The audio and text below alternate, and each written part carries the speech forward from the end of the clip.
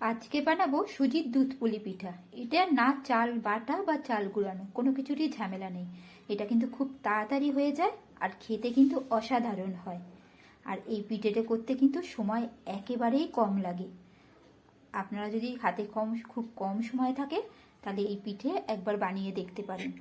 খেতে যেমনি সুন্দর হয় আর খুব তাড়াতাড়ি কম সময়ের মধ্যে হয়ে যায়। নমস্কার, আমি অনু। আজকে বানাবো সুজির দুধ পুলি পিঠা। প্রথমে আমি পুরটা বানিয়ে নেব। এখানে আমি 2 কাপ মতো দুধ নিয়ে নিয়েছি। এটাকে উষ্ণ গরম হয়েছে। এখন আমি এর মধ্যে দিয়ে দেবো 4 চামচের মতন গুঁড়ো দুধ। আর আমি এটা দুধ দিয়ে ক্ষীর করে নেব।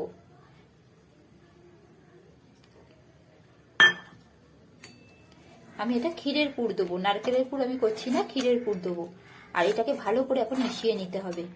গ্যাসটা লো ফ্লেমে রেখে দিয়েছি, দিয়ে ভালো করে দুধটাকে মিশিয়ে নেব।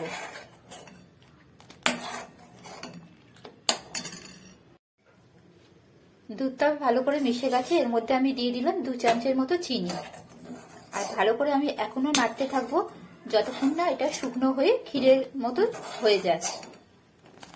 আর সমানেই কিন্তু এটা নাড়তে হবে। দুধটা কিন্তু অনেকটাই ঘন হয়ে গেছে আর আমি কিন্তু সমানেই এটাকে নাড়তে থাকছি। না নাড়লে তলায় এটা লেগে যেতে পারে। আর কিছুক্ষণ হলে এটা দেখবেন আরো গাঢ় হয়ে গেছে। ক্ষীরটা কিন্তু একেবারেই রেডি হয়ে গেছে। এখন আমি এটাকে নামিয়ে নেব। এইদিকে আমি কড়াতে দিয়ে দিয়েছি 1 চামচে ঘি। ঘিটা গরম হয়ে গেছে। এখন দেবো 1 কাপ সুজি। সুজিটা দিয়ে একটু ভালো করে নেড়ে নেবো যাতে সুজির কাঁচা গন্ধটা চলে যায়। সুজিটা কিন্তু লাল করা যাবে না। এর মধ্যে আমি দিয়ে দেবো পরিমাণ মতো নুন, দিয়ে একটু নাড়াচাড়া করে নেব।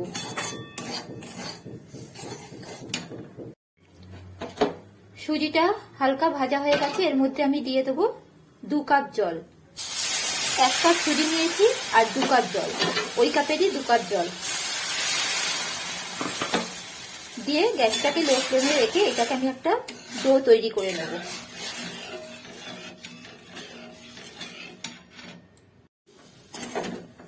ডোটা হয়ে গেছে। এটাকে এখন আমি নামিয়ে নেব। আর হাত দিতে পারবো এরকম একটু ঠান্ডা হলেই ভালো করে ফেসে নেব।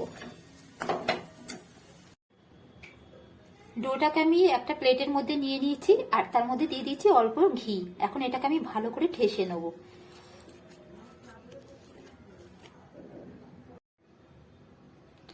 ডোটাকে ভালো করে ঠেসে নিয়েছি আর এটাকে দেখুন কতটা নরম হয়েছে। এখন এটাকে দিয়ে আমি পুলি বানিয়ে নেব।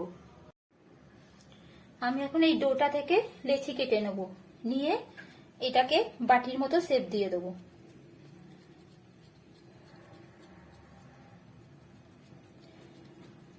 আর এর মধ্যে দিয়ে দেবো যেই পুরটা আমি করে রেখেছি, 1 চামচে পুরটা দিয়ে দেবো।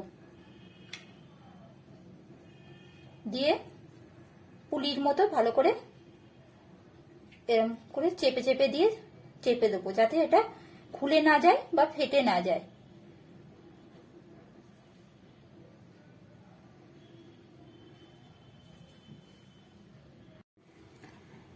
সব পুলিগুলোই আমি একইভাবে রেডি করে ফেললাম।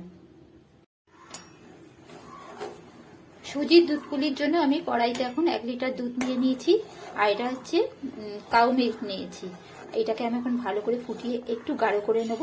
এর মধ্যে দিয়ে দেবো কতগুলো ফেটিয়ে রাখা এলাচ, দিয়ে দুধটাকে এখন একটু ভালো করে ফুটিয়ে নেব।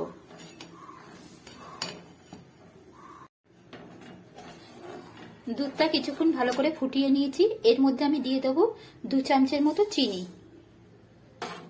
আর চিনিটা গলে যাওয়া অবধি অপেক্ষা করব।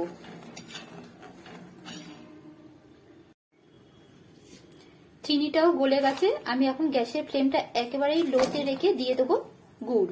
পাটালি গুড় দিয়ে দিলাম। দিয়ে এখন আস্তে আস্তে একটু নাড়াচাড়া করে নেব। এই পর্যায়ে গ্যাসটা একেবারেই ফ্লেমটা বাড়ানো যাবে না, কারণ তাহলে দুধটা কেটে যেতে পারে।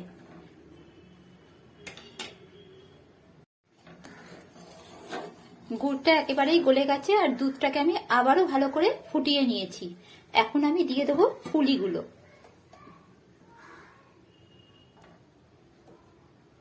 পুলিগুলো যার যেমন ইচ্ছা তেমন সাইজের করতে পারেন, ছোট বড় সেটা আপনাদের ইচ্ছা। আমি একটু বড় বড়ই করেছি। আস্তে আস্তে পুলিগুলো দিয়ে দেবো। আর সুজি খুব নরম, তাই একে বেশি নাড়াচাড়া করা যাবে না। পুলিগুলো দেওয়ার পর আমি 2 মিনিট ফুটিয়ে নেব।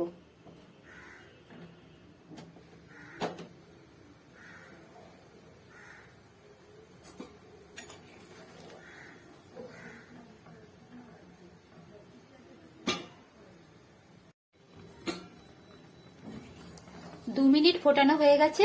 এখন কিন্তু আমি গ্যাসের ফ্লেমটা অফ করে দেবো, দিয়ে এটাকে কিছুক্ষণ চাপা দিয়ে রেখে দেবো। তারপর কিছুক্ষণ পর আপনাদেরকে আবার দেখাবো। আধ ঘন্টা পর আপনাদেরকে দেখাচ্ছি। দেখুন পিঠেটা কত সুন্দর দেখতে হয়েছে, আর পুলিগুলো কিন্তু খুব নরম হয়েছে। এটাকে আপনি 2 দিন 3 দিন রেখে খেলেও এটা শক্ত হবে না, আর খেতে তো দুর্দান্ত হয়। আমার এই আজকের দুধ পুলি পিঠের রেসিপিটা আপনাদের কেমন লাগলো অবশ্যই জানাবেন। ভালো থাকবেন, সুস্থ থাকবেন।